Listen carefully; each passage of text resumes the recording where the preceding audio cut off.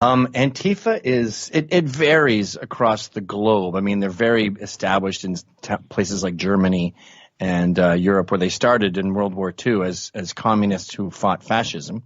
Is that really Um, where they connect their sort of lineage to? I had no idea about that. That's yes, that their flag ridiculous. hasn't even changed since then. Right. Okay. And they do strange Italian chants at rallies, like da fascista, antifascista, like speaking Italian. It's bizarre. Right. Um, Meanwhile, the commies have done a lot more damage than the Nazis since they started. So they may have started in the right place in 1940, but it's certainly not that anymore.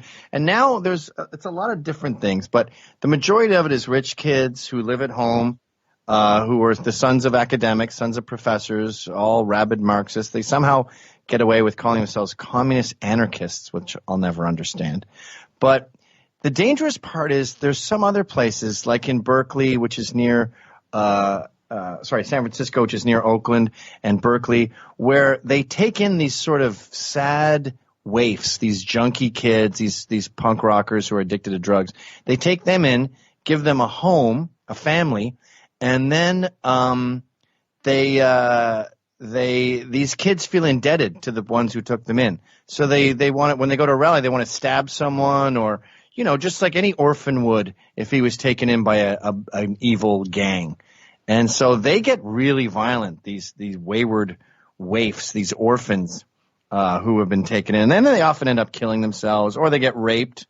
There's this guy, Mika Rhodes, who ran the Portland Antifa, and he was raping these poor kids.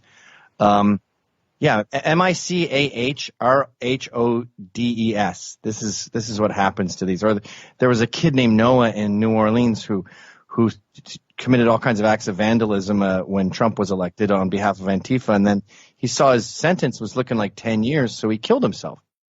Yeah. Okay. So what? It's a mess. It's got nothing to do with anti-fascism, really. It's well funded.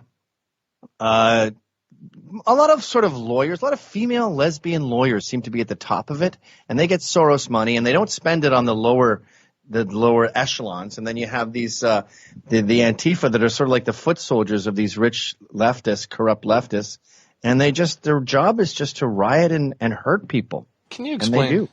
We'll talk about your organization, but you mentioned Soros, and Soros is one of those names that's up there with, NWO or New World Order and Illuminati.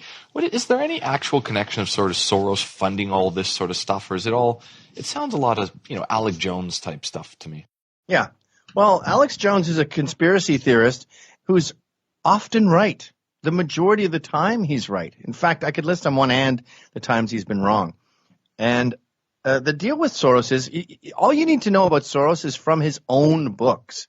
Like all these allegations that he was a Nazi, they come from Soros. He talks about when he helped the Nazis round up the Jews. And can you imagine someone on the right surviving that kind of scrutiny? They have the gall to call him a Holocaust survivor when he helped Nazis round up Jews. And he goes, I was only 14. I was just an innocent angel. And then he looks back on it and says, I don't regret it, though. It was the best time of my life.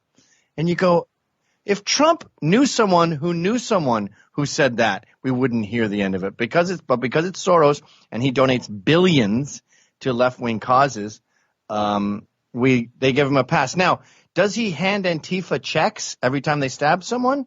No. But I believe that when he funds Black Lives Matter and other groups that are above them, they help organize it. They're the ones who make the signs. They're the ones who get it out there. So there are well-funded people above the Antifa thugs, but I don't think Antifa are smart enough to get paid.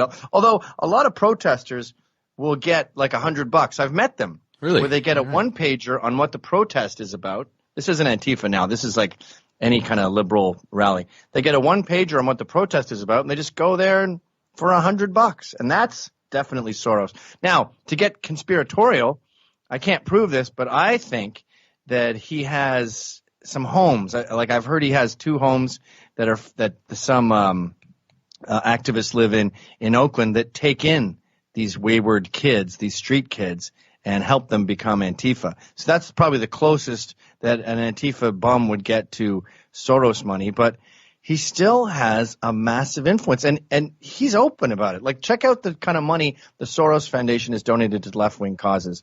It's a lot.